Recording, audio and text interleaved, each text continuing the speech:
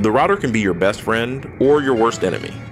Why own a big router when a small one is so much easier to use? Why does this keep happening? And this. Why do bits slip? How do you unlock its hidden superpower? And why do pros use this dangerous move? We're answering all those questions and more.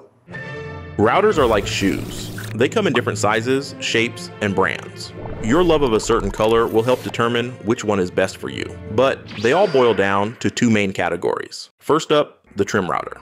80% of the work I do is with this little guy. It's lightweight, easy to control with one hand, and gives you a level of finesse that's hard to get with a big top-heavy machine.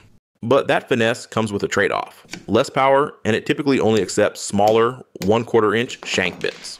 For the other 20%, I use a full-size router. It gives you the power to handle thicker hardwoods and usually comes with interchangeable collets, allowing you to use both the beefy 1/2 inch shank bits and the more common 1/4 inch ones. But all that power can be hard to handle, and more power can lead to an expensive mistake.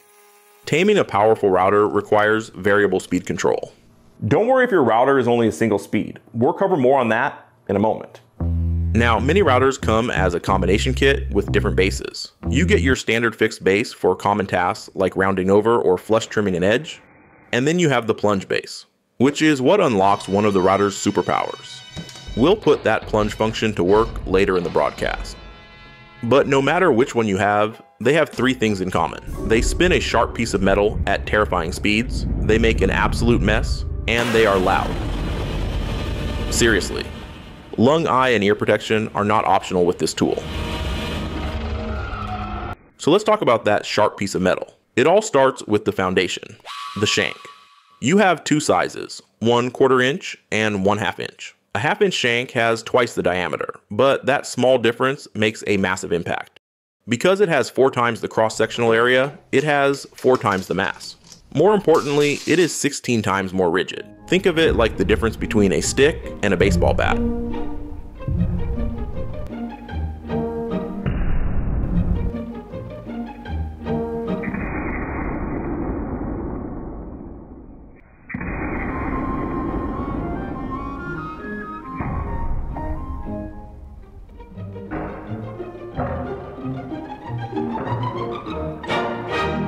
That extra rigidity means less vibration and better heat dissipation, giving you a cleaner cut with less burning. So does this mean that a 1/4 inch bit is useless?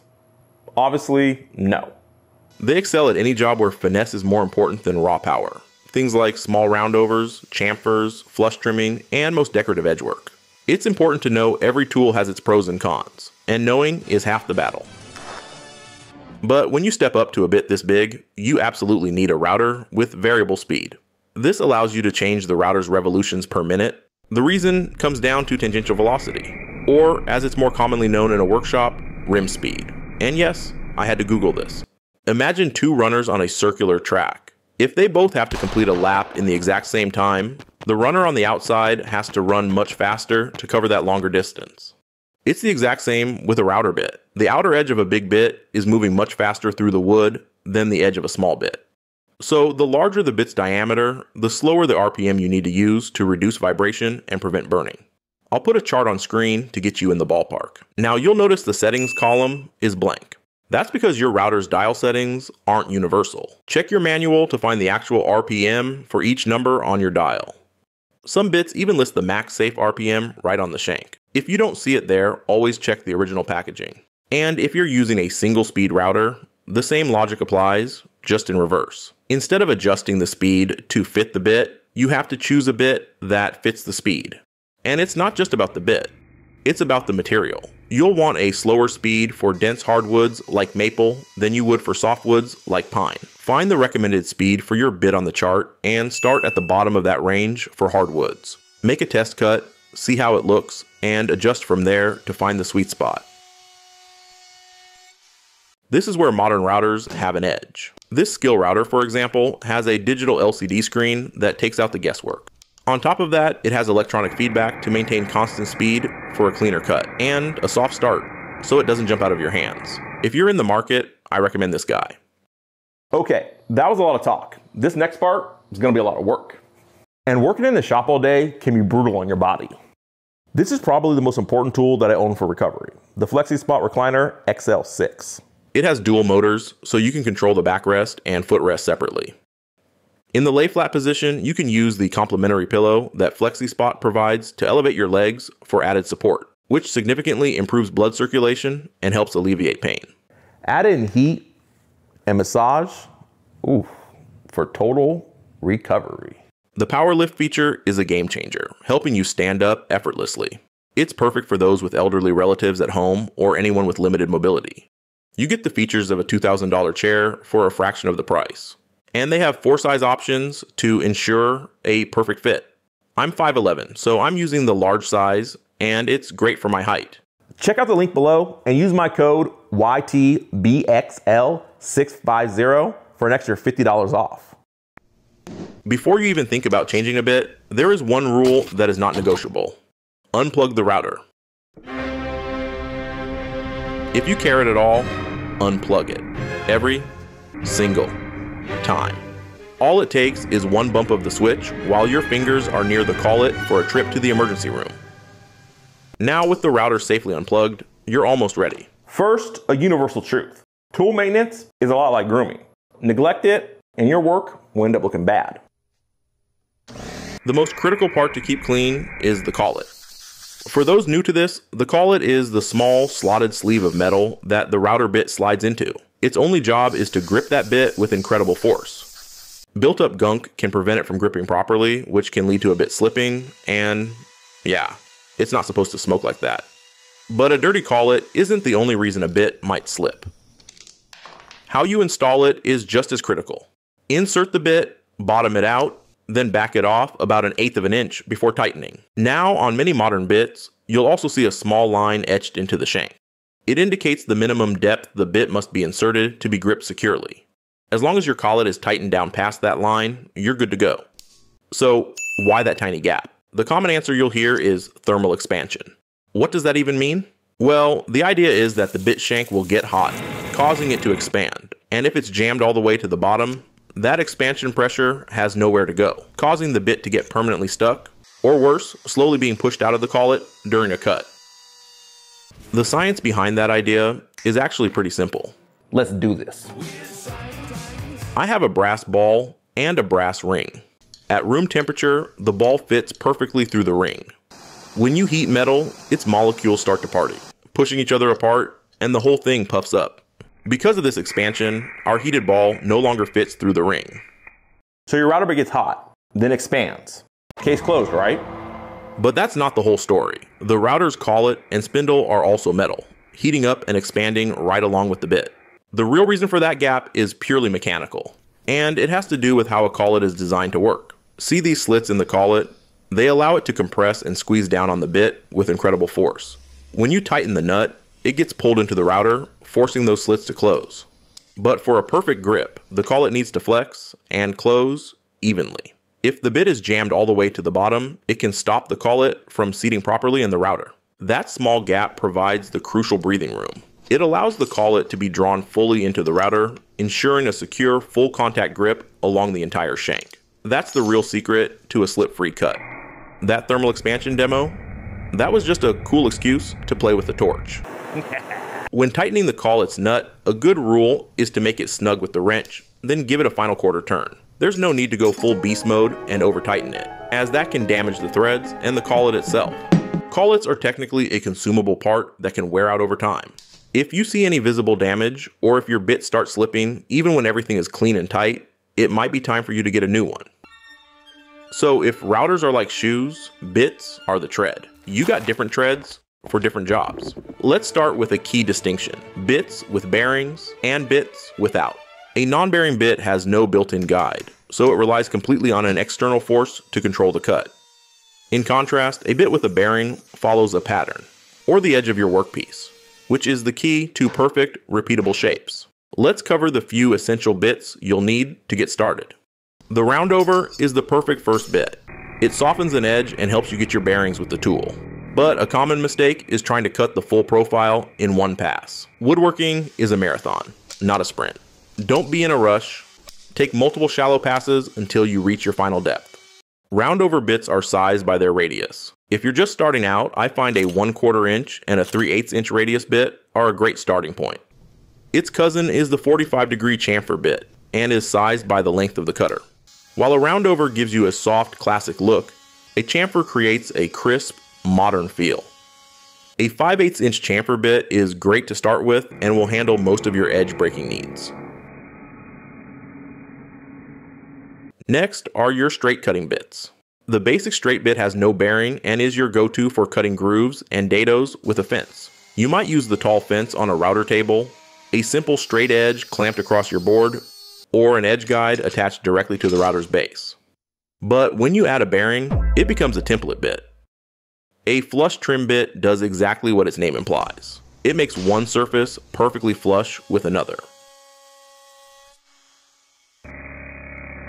I prefer to use this type of bit with the router upside down when working with a template. A pattern bit has the bearing on top and is my go-to bit for projects that I can't bring to my router table. One downside about this bit is that it's easy to wobble the router and take a chunk out of your project. But no matter which template bit you're using, the most important rule is to remove the bulk of the waste material first. This prevents burning, reduces tear out, and is much easier on both your router and your bits. Even though it doesn't sound like it, a router is a finesse tool. Now, a standard straight bit chops at the wood. When you're ready for an upgrade, a spiral bit slices it, giving you a much cleaner cut. But more importantly, they are the key that unlocks your router's superpower. Spiral bits are a huge improvement over straight cut bits, but not every spiral bit is the same. An upcut spiral bit is the most common type. Its sharp spiral cutting edges pull wood fibers up and out of the cut as they spin. This is your go-to bit for cutting deep slots like mortises, because it clears debris efficiently, preventing the bit from overheating or getting bogged down. The trade-off, however, is that because it's pulling fibers up, it can cause tear out on the top surface of your workpiece. A downcut bit does the exact opposite. Its spiral cutters are angled to push wood fibers down and into the cut, leaving a clean top surface. This makes it perfect for shallow grooves, dados, and inlays where visible surface quality is critical. The downside is that it packs wood chips into the bottom of the slot, so it isn't ideal for deep cuts as it can generate more heat. A compression bit is a hybrid, the best of both worlds. The cutting edges at the tip are angled to pull fibers up like an upcut bit, while the cutters near the shank are angled to push fibers down like a downcut bit, compressing the wood toward the center. This makes it the champion for materials like plywood. The catch? Your first pass must be deep enough for both cutters to engage the material. If you don't, you're just using an upcut bit. Also, they are the most expensive of the three. Now, the key feature all these spiral bits share is that their cutting edges go all the way to the tip. That allows them to drill straight down into the wood, which a standard straight bit cannot do. That single ability is what unlocks the true superpower of your router. But to use that power with great responsibility, you need to master the depth stop system. Never make a full depth cut in one pass. Here is how you should do it. First, place the router on your workpiece. Now, make sure your turret is at its highest step. Unlock the plunge mechanism, lower the housing until the bit just kisses the wood, and lock it back down. Unlock your depth rod so it touches the top of the turret stop. Lock it in place. With that set, you have your 0 point established. For a straightforward plunge cut, you can use the turret steps to go down in increments. On this router, each step is about 1/4 inch or about 6 millimeters, but this varies greatly between models. So make sure you check your own manual. Either way, a good rule of thumb is to never remove more than 1/4 inch of material per pass or half the bit's diameter. But what if you need a custom depth, like matching a hinge, a piece of wood, or even a depth gauge? First, set your 0 point on the wood surface, just like before. But for this specific trick, we're going to make one small change. We'll start by using the lowest turret step as our reference. Place your object between the lowest step and the depth rod, and lock it in place. Move the turret to the highest step it can reach. Unlock the plunge, and start routing. You've got the right bit. You're set up safely. But before you make a single cut, you need to understand 4 fundamental rules. When you're holding a router in your hands, the bit spins clockwise. To stay in control, you always push the router against that spin. For any outside edge, you move left to right. For any inside edge, you move right to left. This is called a push cut, also known as a conventional cut. Think of it like running up a hill. It takes effort and you have to push, but you are in complete control of your speed and can stop at any moment. But what happens if you go the wrong way? This is called a climb cut. For a beginner, this can be extremely dangerous. It's like running downhill, gravity and momentum take over, pulling you faster and faster until you lose control. The router does the exact same thing. The bit grabs the wood and pulls the machine forward, potentially right out of your hands. In a push cut, you control the tool. In a climb cut, the tool controls you. So with all those downsides, why would anyone ever do it? For the cleanest cut possible, you want the router to move with the direction of the grain. This allows the bit to press and smooth the wood fibers down as it cuts. If you go against the direction of the grain, the blade will catch, lift, and tear those fibers out instead of cutting them. That's what causes that ugly chipping and tear out. Look, there's a time and a place to go against the grain in life. This is not it. Of course, in the real world of woodworking, sometimes you don't have a choice. So what do you do when the grain direction forces you into a bad cut? You have two main solutions. For 99% of our routing situations, the safest solution is simple finesse. Instead of one deep pass, use multiple, very shallow, conventional push passes. By gently nibbling away the material, you prevent the wood fibers from tearing out in large chunks. For the cleanest finish on very tricky figured grain, there's an advanced technique that many woodworkers call a whisper cut. First, you make your main cuts using the conventional method, leaving just a hair of material behind.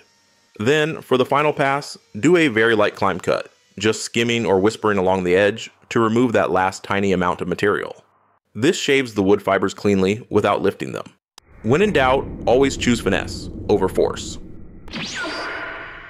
When routing, the sequence you follow is critical for perfect chip-free corners. The rule is simple. Always route the end grain first, then the long grain. This is because the short wood fibers at an end grain corner have no support, and they tend to tear out when the bit exits the cut. By making the long grain pass next, you come back and cleanly slice that tear out right off, leaving a flawless corner. If you're only routing the end grain, you can prevent that tear out entirely by clamping a scrap of wood to support those fibers and guarantee a perfect result. Stability is everything when you're routing, and it breaks down into two simple parts. First, secure your workpiece. It should be firmly clamped to your bench or held on a non-slip pad. You can't make a clean cut on a piece that's sliding around. Second, to prevent your router from getting tipsy, especially on narrow edges. Clamping a scrap piece of wood on it will create a wider surface. For narrow boards lying flat on your workbench, a matching workpiece for support can also be a good option. For the best results though, you can use a larger base plate. You can easily make your own or buy pre-made acrylic ones like this from Whitworks. The handle is a nice touch. They provide a massive amount of support. And a good clear base plate like this is also the foundation for more advanced techniques like template routing with guide bushings. But that's a deep topic for another day. This one also has an additional awesome feature we'll use later. Now you might be doing everything right. The right speed, the right direction, taking shallow passes, and still getting burn marks. If you do, check your bit. See this brown baked on gunk? That's wood resin. It creates friction, friction creates heat, and heat creates those ugly burn marks. You need to clean your bits. I like to use a good non-toxic cleaner, but really any degreaser will work. Just spray it on, let it soak for a minute, then use a nylon brush to scrub the gunk away. I'm using CMT Formula 2050, which is great because you don't rinse it off. It leaves behind a film that protects from rust. If you're using a standard degreaser, make sure to rinse the bit with water and dry it thoroughly. If you clean the bit and it still burns, it's a sure sign the bit is dull. It might be time for you to sharpen or buy a new bit. And speaking of clean, you've probably noticed all the dust I've been making. For the sake of getting these clean shots, I haven't been using dust collection, but you absolutely should. While many routers come with dust ports, they're usually mounted on top, which doesn't help much when you're working on an edge.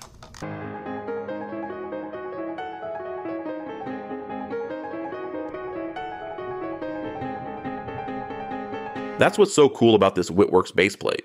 It's designed to attach these clever dust chutes that capture the vast majority of the dust right at the source. It's a huge improvement, and better dust collection means less cleanup and a healthier shop. So we've covered the hardware, the bits, and the techniques.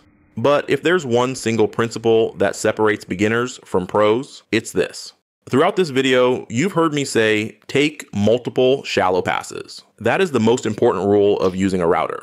A single deep cut puts immense strain on the router's motor, dulls your bits, causes nasty burning and tear out, and can be dangerous.